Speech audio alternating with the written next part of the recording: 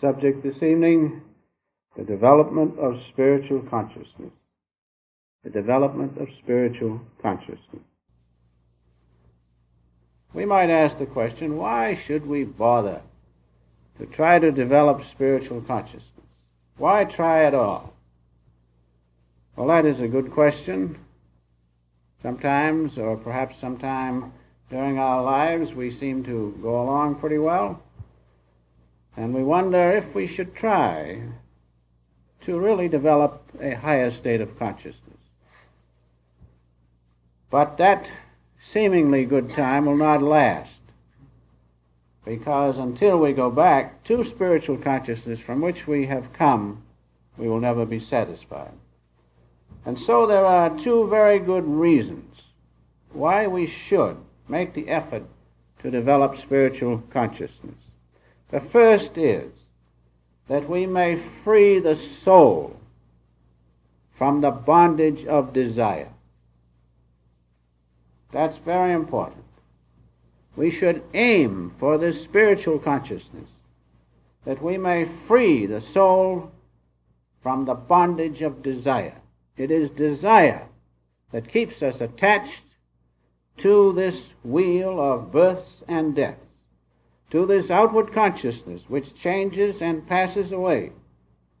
It is desire that is at the basis of all this material consciousness.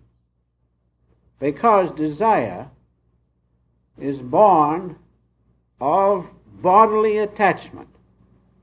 When you have the soul attached to the body, you have the ego. And in that bodily attachment we have likes and dislikes. You see something and you like it.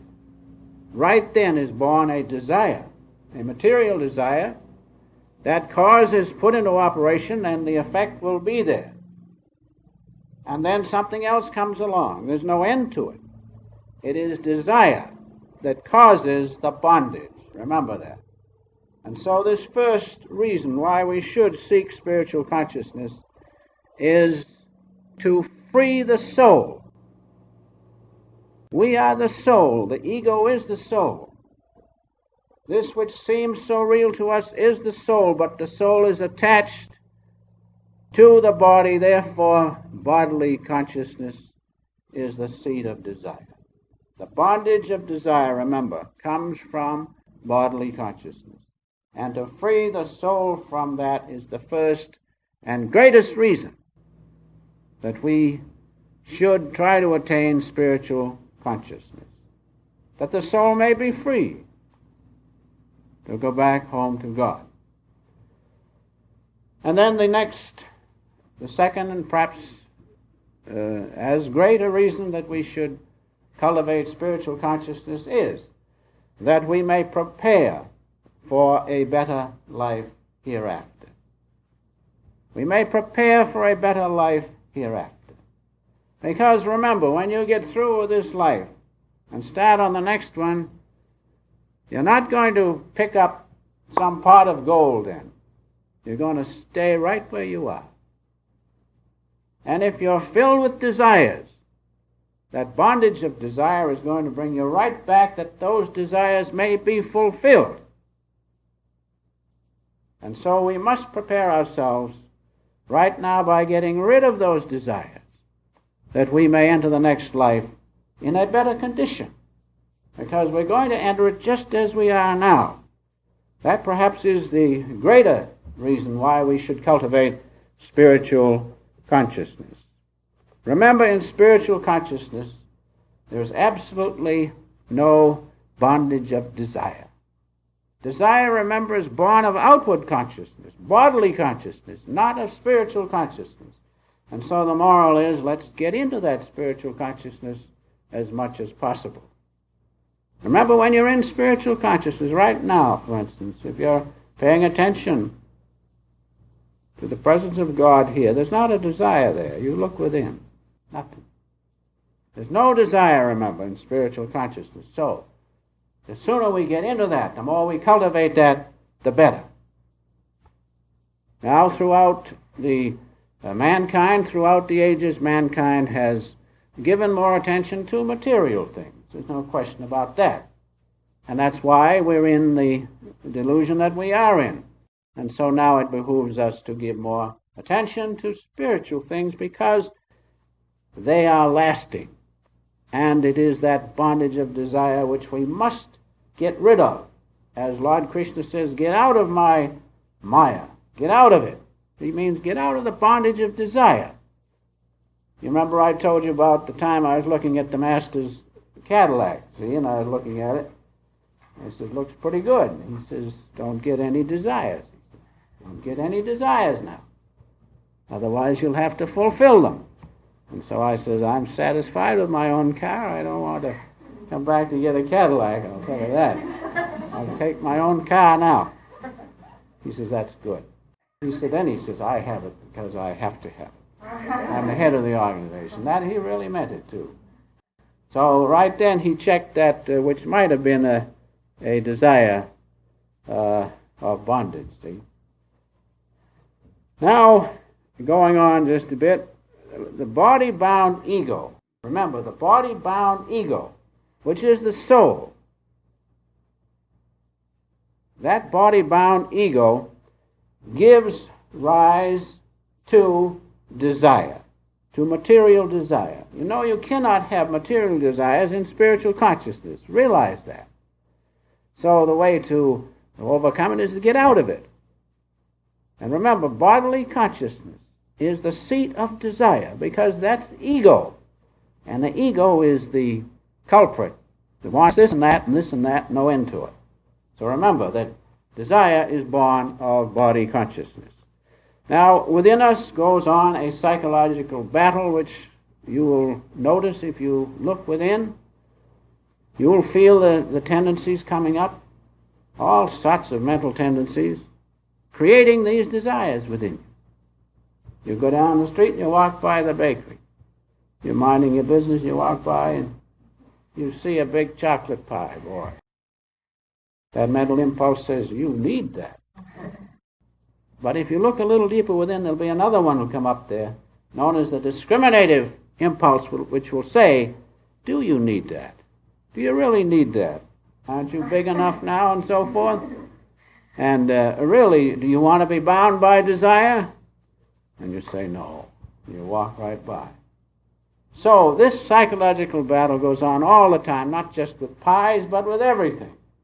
Everything. That battle goes on because within us, in the spinal region, especially the lower centers, are these mental impulses which keep coming up because a desire, a previous desire, has made those causes, and the effect is the mental impulse. Is that clear?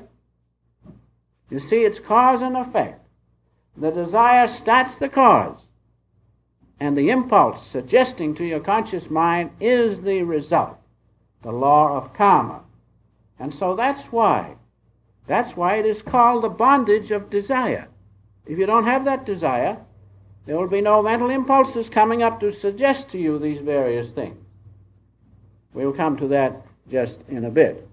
And so, the key to the smashing of this material desire is to do away with body consciousness. Remember that.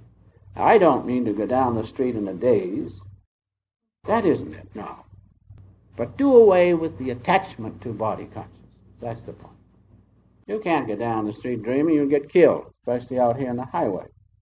But you can go down the street without attachment to anything. That's the point. And so the key is to do away with the attachment of body consciousness. And remember, in spiritual consciousness, no material desire can exist. It cannot stay there because it is not of that nature. Bodily consciousness is dual. Outward consciousness is duality. But spiritual consciousness is unity, and there can be no desire in spiritual consciousness. So if you wish to escape the bondage of desire, then keep more in spiritual consciousness. The Master has said this: King material desire and all of his armies of sense tendencies are instantly slain. The minute you lift your consciousness to spiritual consciousness, there's no desire can stay. No desire can stay. That's why the Master put that way. King material desire, and he is king in most of our lives. King material desire and all of his armies of sense tendencies. See, they come from those desires. That's very important. They are slain immediately in spiritual consciousness. Body attachment of the ego just evaporates. You notice as you sit here in meditation quietly tonight, where was your ego consciousness? Where was your body? It evaporated. It was superseded by spiritual consciousness. Just like when you bring in the light, this room is dark, and you bring in the light, where is the dark? So goes out all trouble. So goes out all disturbance, all delusion when you bring in the light of spiritual consciousness. Now going on just a little bit. Meditation is the battleground, and it sure is. Meditation is the battleground.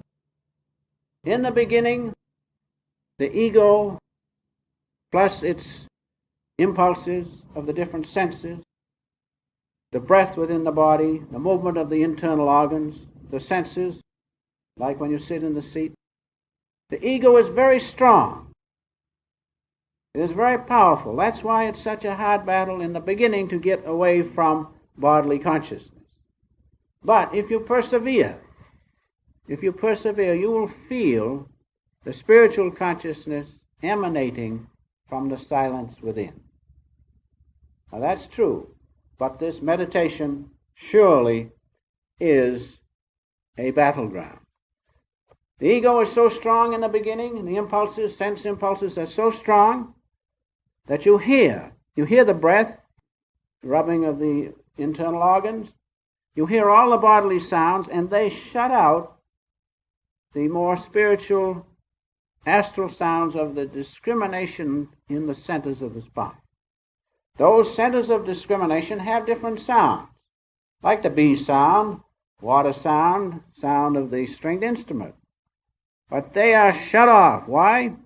Because the ego is so strong. And so a great battle takes place. We have to win that battle that these spiritual sounds are not shut out. Now another thing, this is a very important part.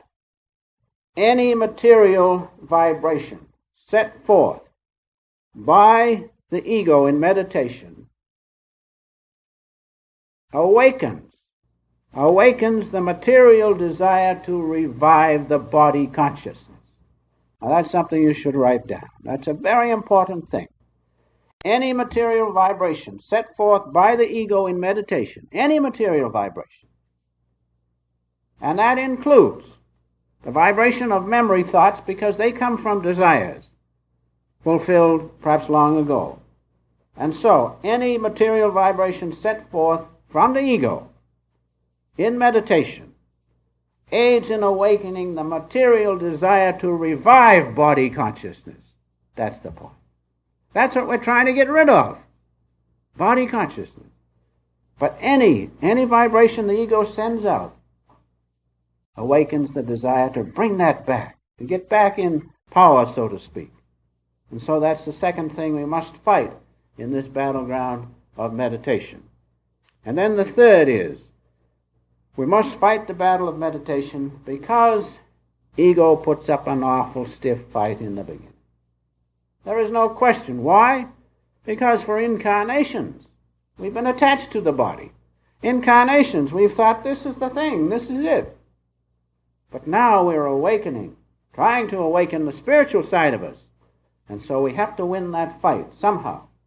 But if we fight, that's when victory comes. People say, oh, I'm not getting anywhere in my meditation. Oh, I'm worse than I ever was.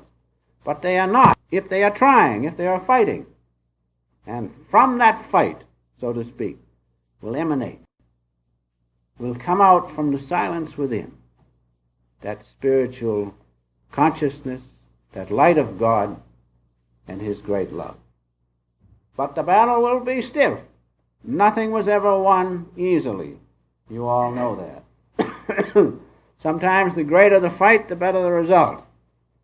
And I'm sure it is in meditation because it takes greater effort. It takes great effort to win over greater odds.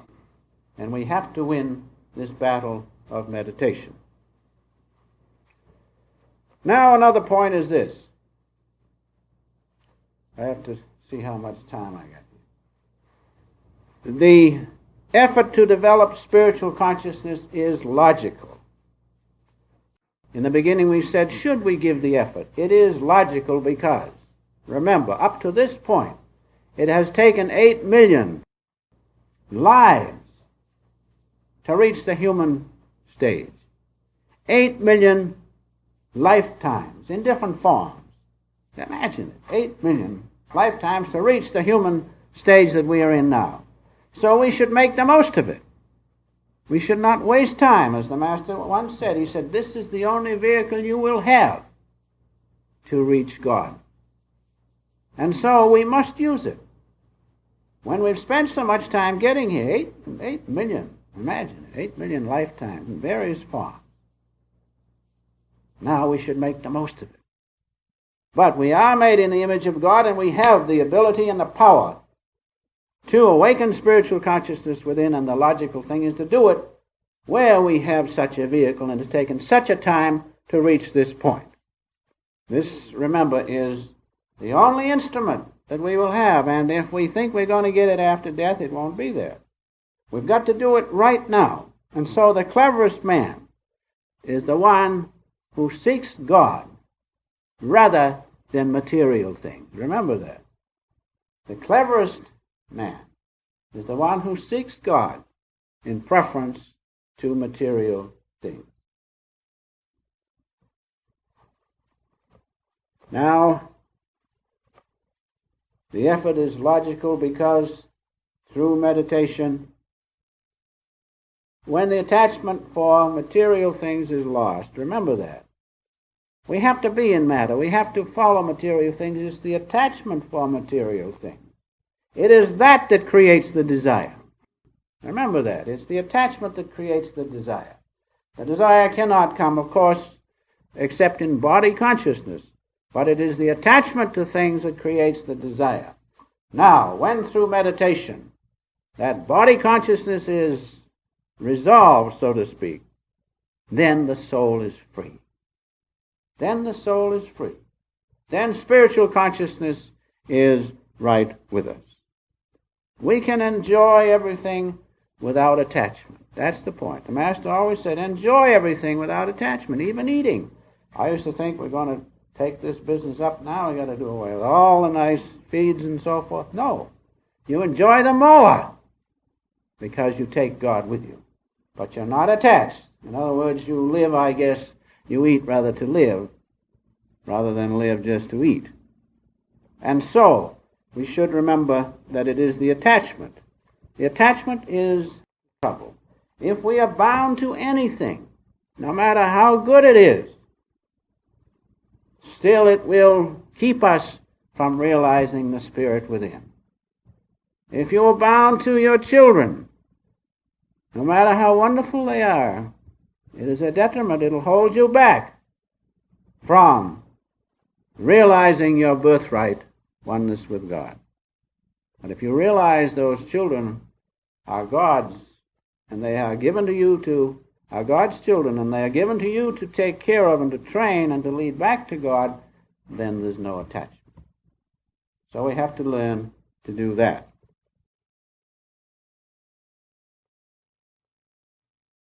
Now, as to a practical approach to the problem, it is this. Wherever we find ourselves, let us remember this, because so many people feel that the world is against them, that everything is bad for them only. But that's not so. Wherever we find ourselves right now, whatever trouble even we are in, it is the result of our own action up to the present time. The sum total of your actions up to the present time determines what you are now. So those who are all right, they've got nothing to worry about. Those who aren't, blame no one but yourself. That's the practical way, and that is so. That is true. The second thing to remember in a practical approach to this matter is that we require time to work out our desires until purified and we can return home to God. But there are different ways to quicken our evolution and thereby cut down the time required. If we are traveling to Los Angeles, for instance, we can go by a carriage or we can even walk. We can go in a shorter time by the train. And of course the airplane is the shortest possible way to reach Los Angeles. And so in working out our desires through the law of karma, which we have laid up, we can use self-realization fellowship techniques which will give us the desired result in the shortest possible time. The third thing to remember in the practical approach to this problem is that this is a cosmic show and that it is kept running by material desire through cause and effect. And if we wish to get out of the show, we must get out of that consciousness or body consciousness wherein cause and effect works. Material desire is the bugaboo to attainment of spiritual consciousness. The Master has put it nicely when he says the following words: as long as we have mortal desire, we will have mortal lives.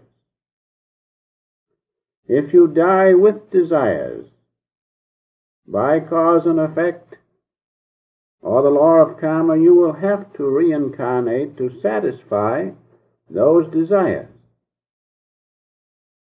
Third, unless you practice being in spiritual consciousness now, you cannot attain it just by virtue of death. And finally, and I think perhaps this is one of his greatest sayings, when you contact God, there will be no other desire, as the desire to know God counteracts all desires pertaining to matter. And so, if we want to get rid of this material desire, which is the cause of all the trouble, let us realize that through God contact, the desire to know God, which comes from that contact, counteracts all other material desires or all desires pertaining to matter. Then the Master goes on as follows: those who act in the best way to please God, they are free. You can see there is no attachment to that desire. Then he goes on to say, desire nothing, for you have everything in spirit now. Everything is within us. The soul will be satisfied only when it returns to spirit and becomes cognizant once more that it is one with spirit. And so we have everything right with us. Spiritualize your desires and ambitions, and only desire to please God in everything you do. If you do this, you will have spiritual consciousness and you will be happy.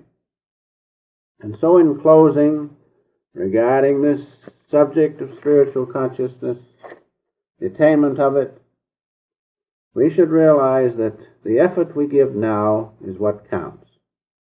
Because if we think that just by dying we will become an angel, we are sadly mistaken. For the Master says, be an angel now. and you will be one after death.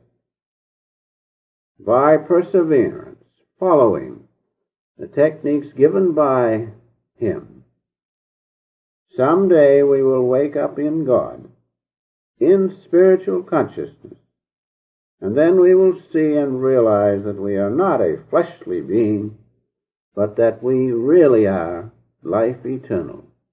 We are the cosmic energy in which is God's love, which always is, always will be, and so is eternal.